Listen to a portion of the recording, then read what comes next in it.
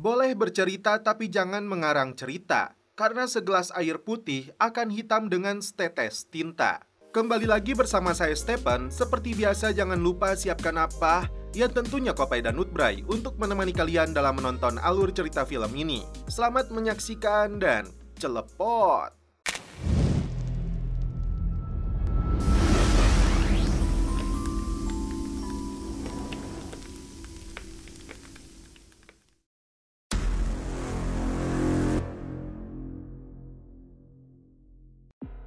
Film dibuka dengan ditampilkannya sebuah jembatan Tobin, yaitu jembatan memorial Maurice J. Tobin adalah jembatan rangka cantilever yang membentang lebih dari 2 mil atau 3,2 km dari Boston ke Chelsea di atas sungai Mystic di Massachusetts, Amerika. Dan inilah aktor utama dalam film ini yang bernama Eric Daniel, mantan anggota pasukan khusus dari Angkatan Darat Amerika. Eric memiliki adik perempuan bernama Madeline. Scene berpindah ke sebuah penjara dengan tingkat keamanan tinggi, di mana para petugas polisi sedang membawa seorang narapidana menggunakan mobil khusus lapis baja. Napi ini bernama Doc dalam kasus teror Rideau, dan salah satu petugas yang membawanya bernama Galotti. Tanpa menyebutkan lokasi, Doc akan dipindahkan dari titik A ke titik B untuk menjadi saksi kunci melawan kelompoknya sendiri yang disebut para Patriot.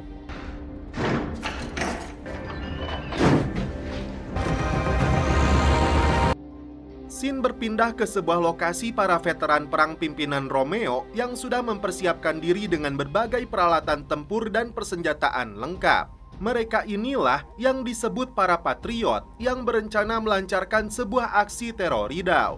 Kembali ke Eric yang memperbolehkan adiknya untuk belajar menyetir mobil. Pelang petunjuk jalan memperlihatkan arah menuju jembatan Tobin. Singkat cerita, terjadi kemacetan parah tepat di atas jembatan tersebut. Setelah kawanan penjahat itu sengaja memalangkan mobilnya di tengah-tengah jembatan. Alhasil, mobil tahanan yang membawa Doc ikut terjebak dalam kemacetan tersebut. Stand still.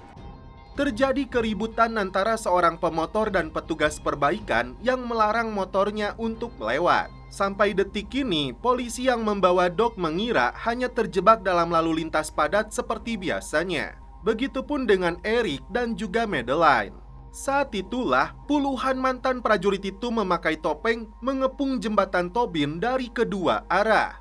Eric mulai menyadari ada yang tidak beres ketika melihat salah satu penjahat membawa senjata. Dan tiba-tiba ini yang terjadi. Kelompok teror Rideau itu meledakkan jembatan di kedua sisi agar semua orang yang berada di dalam mobil terjebak di atas jembatan Tobin. Polisi yang mengawal Doc menyadari ada bahaya, dan karena itu sesuai prosedur mereka menyiapkan senjata. Semua orang histeri setelah pelaku yang menyamar jadi petugas perbaikan membunuh si pemotor.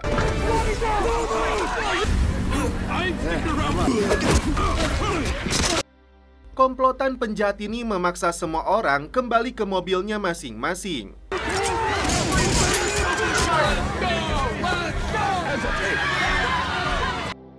Sebagai mantan prajurit, Eric teringat kembali dengan masa lalunya saat bertugas di Timur Tengah.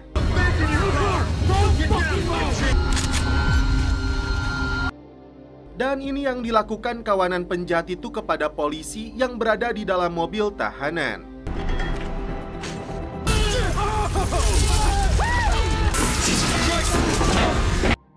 Tak main-main, mereka menempatkan penembak bagi siapapun yang mencoba melawan. Bahkan, sebuah drone diterbangkan untuk memantau aksi mereka. Tiba-tiba, seorang polisi melepaskan tembakan. Bukan masker sembarangan, ternyata penutup wajah yang digunakan para pelaku ini terbuat dari bahan anti peluru. Setelah mendapat laporan, tim kepolisian dan seluruh petugas berwenang dikerahkan ke jembatan Tobin. Para pelaku selanjutnya mengikat tangan puluhan sandera di dalam mobilnya masing-masing, termasuk merampas ponsel mereka. Eric menyuruh Madeline tetap tenang, tapi adiknya menolak menyerahkan ponselnya. Dia mengaku kepada pelaku ponselnya sengaja ditinggalkan di rumah karena sedang belajar menyetir. Dan untungnya penjahat ini percaya dengan pengakuan mereka. Kedua tangan mereka diikat ke setir mobil. Lantas, apakah Eric akan diam saja ataukah mantan anggota pasukan khusus ini akan beraksi lagi? Madeline dibuat ngilu ketika Eric mematahkan jari jempolnya. Setelah ikatannya terlepas, ini yang dilakukan mamang Eric.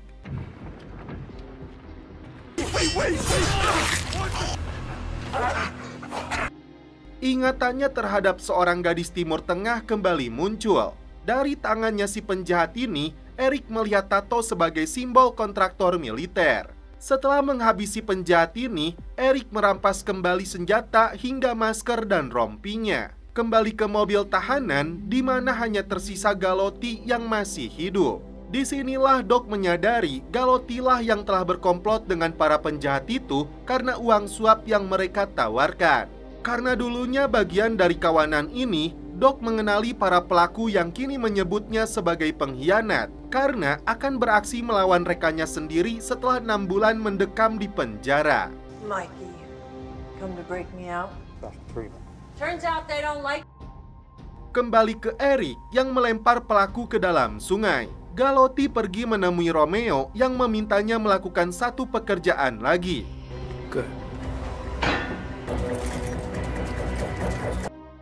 Karena Romeo mengecek satu persatu anggotanya melalui panggilan radio,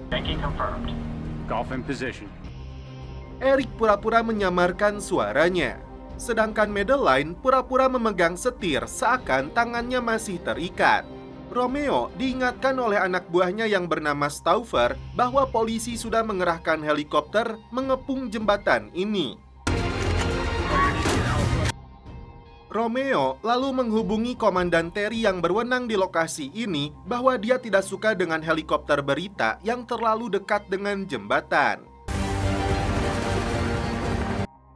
Tak main-main, ini yang dilakukan Romeo.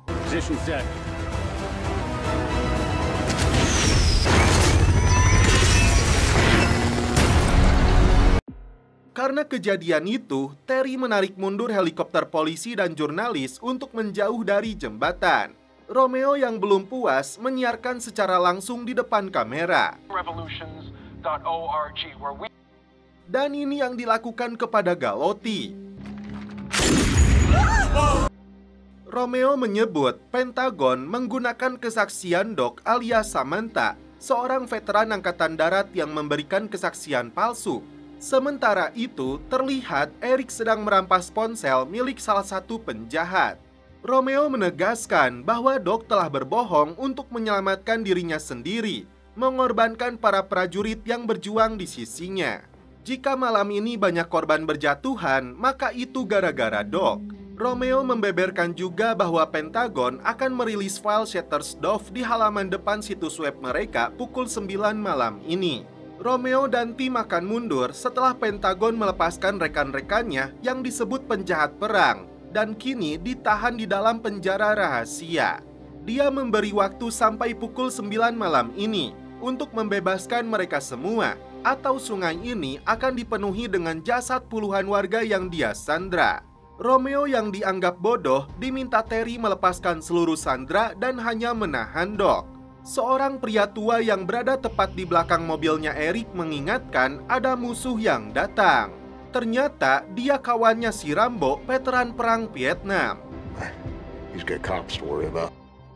Penembak jitunya musuh mengawasi lokasi. Eric kembali memakai topeng untuk menyamarkan wajahnya. Ternyata Terry pun sudah masuk ke dalam jangkauan tembak jika saja penjahat ini mau menghabisinya. Diberitakan, Kapten James Rocken alias Romeo dan anggota kru Redcon 13 ternyata baru-baru ini melarikan diri dari penjara setelah menghadapi tuduhan kejahatan perang. Tercatat, setidaknya 70 sandera yang berada di atas jembatan tersebut. Tak mudah bagi polisi untuk menghadapi para penjahat ini, karena mereka bukanlah preman pasar atau penjahat ecek-ecek, tapi anggota pasukan khusus. Dan inilah aksi Eric berikutnya.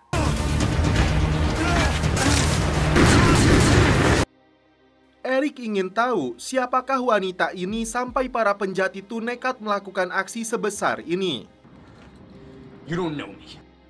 Doc mengaku akan menjalani sidang pidana sebagai saksi atas kejahatan perang Kapten Chaos alias Romeo alias Jimmy Rocken dan para pengikutnya dari kontraktor militer swasta bernama Redcon. Ditanya tentang Setterdorf, wanita yang bernama asli Samantha ini belum menjawab. Keduanya sepakat untuk bekerja sama, tapi meskipun bisa melepaskan borgol, Doc tidak bisa keluar dari kerangkeng. To the shackle. Tiba-tiba klakson mobil berbunyi, mengundang perhatian kawanan penjahat. Tak diduga ini yang terjadi. Penjahat wanita bernama Ami terkena tembakan, tapi mereka tidak tahu siapa pelakunya. Penembak jitu musuh kembali waspada. Mereka mengira pelakunya seorang polisi. Tidak mungkin melakukan perlawanan secara frontal dengan 5 musuh sekaligus. Eric memutuskan untuk kembali mundur melihat kondisi adiknya. Melalui panggilan radio, Romeo mengancam akan menemukan dan membuat perhitungan kepada Eric. Eric mengajak Madeline pergi ke lokasi yang lebih aman karena musuh akan menggeledah mobil satu persatu. Sebenarnya, Eric akan menitipkan adiknya ke si bapak veteran, namun karena ada musuh mendekat, keduanya kembali mundur. Doc memancing amarah salah satu pelaku agar masuk ke dalam kerangkeng. Padahal ini yang Doc lakukan.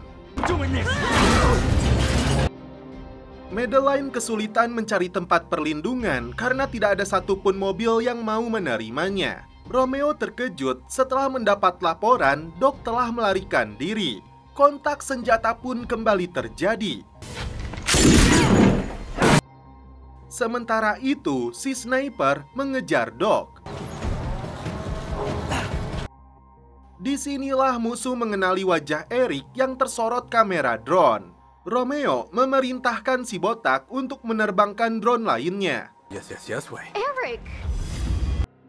Samantha yang terciduk berhasil lebih dulu membunuh si sniper. Meski kakinya terluka, Romeo menugaskan Amel untuk kembali bangkit mengejar musuh mereka. Melihat ada motor nganggur, Eric langsung kabur membawa adiknya.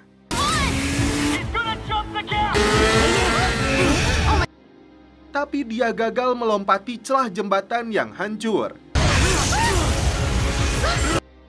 Para penjahat ini mengira musuh mereka itu sudah terlempar jatuh ke bawah jembatan. Padahal Eric dan Madeline bersembunyi di bawah kolong jembatan.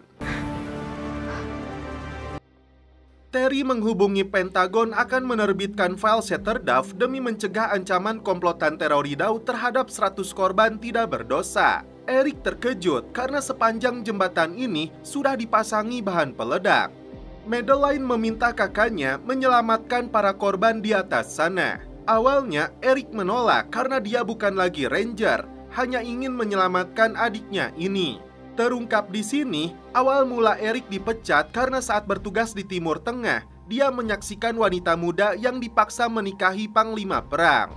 Meski komandannya menyuruh dia tidak usah ikut campur, tapi Eric tidak bisa berdiam diri. Di saat gadis itu dia bawa, tiba-tiba peristiwa itulah yang menyebabkan Eric mengalami gangguan PTSD. Melalui pengeras suara, Romeo mengancam akan membunuh mereka yang berani macam-macam atau melarikan diri dari jembatan ini. Melanjutkan kembali rencananya, Stauffer mengecek 32 juta penonton sudah menunggu aksi yang akan dilakukan Romeo pukul 9 malam nanti. Bagi mereka, polisi yang ketakutan setengah mati bukanlah masalah. Tapi Pentagon telah mempermainkan mereka karena tidak ada file Setterdorf yang diunggah ataupun teman seperjuangan yang dibebaskan. Romeo yang terpancing amarahnya menugaskan si botak untuk memburu Doc. Salah satu warga yang bernama Ozzy akhirnya mau menerima Madeline di dalam mobilnya yang membawa anak usia 2 tahun. Ozzy memberikan ponselnya kepada Eric, sedangkan Eric memberikan pistolnya kepada Ozzy untuk menjaga Madeline. Kembali ke si Doc yang diam-diam mengintai si Amel dari belakang. Amel pun dihabisi sebelum menembak Eric. Disusul dengan kontak senjata yang cukup sengit.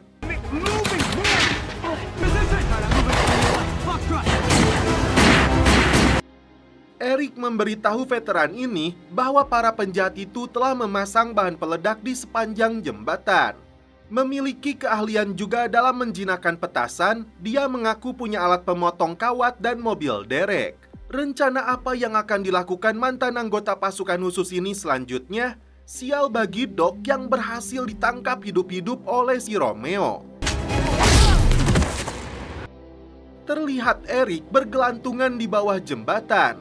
Doc menilai Romeo punya tujuan lain, bukan hanya tentang dokumen dan membebaskan beberapa orang tolol yang dia pedulikan di penjara sana, tapi sebuah pertunjukan sulap.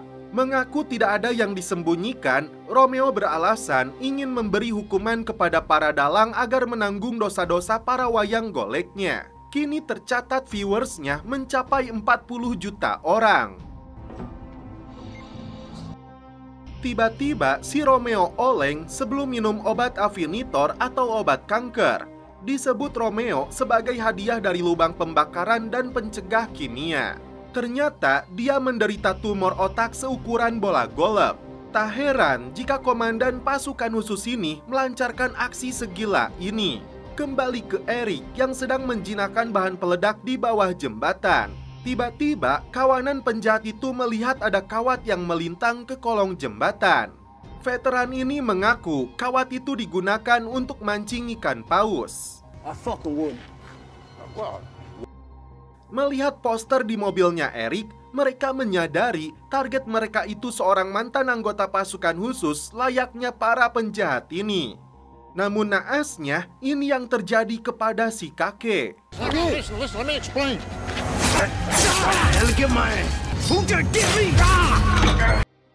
Madeline mencoba menghubungi kakaknya, namun salah satu pelaku sudah curiga dan langsung membawanya. Let's go. You're coming with me.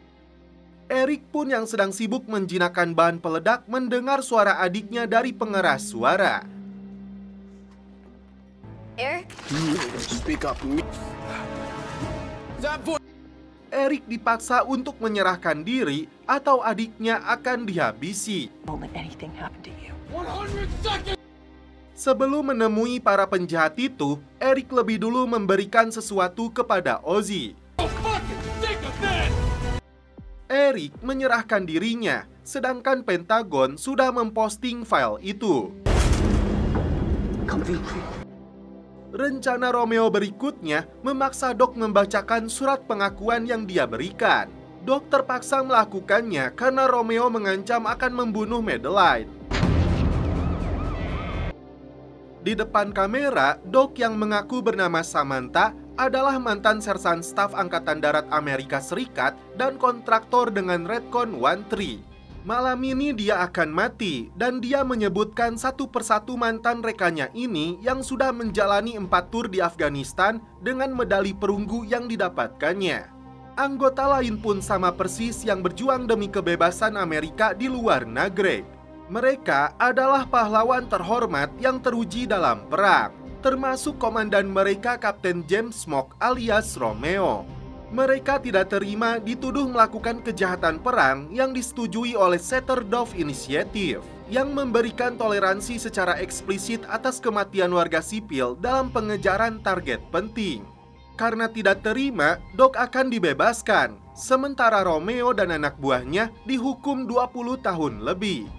Saat Doc akan ditembak mati, Eric langsung bersuara mengaku sebagai mantan anggota pasukan khusus seperti mereka yang menerima medali lalu dipecat karena menolak perintah demi menyelamatkan nyawa warga sipil. Padahal diam-diam Eric sedang berusaha melepaskan tali yang mengikat tangannya.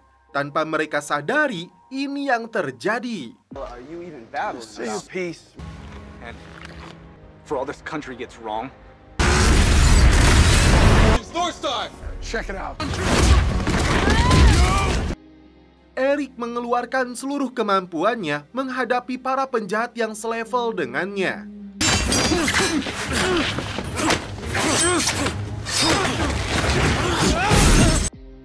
Ozzy berhasil menembak pelaku yang mengejar Madeline dan juga Doc. Sedangkan polisi baru menerbangkan drone yang sudah dilengkapi senjata kaliber kecil. Mereka heran kenapa anggota kelompok teroridau itu sudah berjatuhan. Kembali ke Eric yang dihajar habis-habisan oleh Romeo. Romeo yang sudah memegang detonator mengancam akan meledakkan mobil ini yang sudah dipenuhi dengan bahan peledak. Romeo memerintah Eric untuk segera membawa Doc. Disinilah Doc berusaha mengalihkan perhatian Romeo. You're not. Padahal dari belakang Eric berusaha melumpuhkannya. Ternyata itu tidak mudah. Then why are you...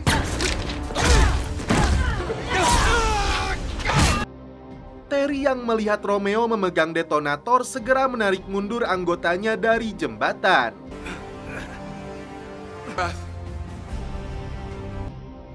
Romeo hendak kabur dengan helikopter yang datang menjemputnya. Saat dia bergelantungan di atas tali, ini yang dilakukan Eric dengan mobilnya.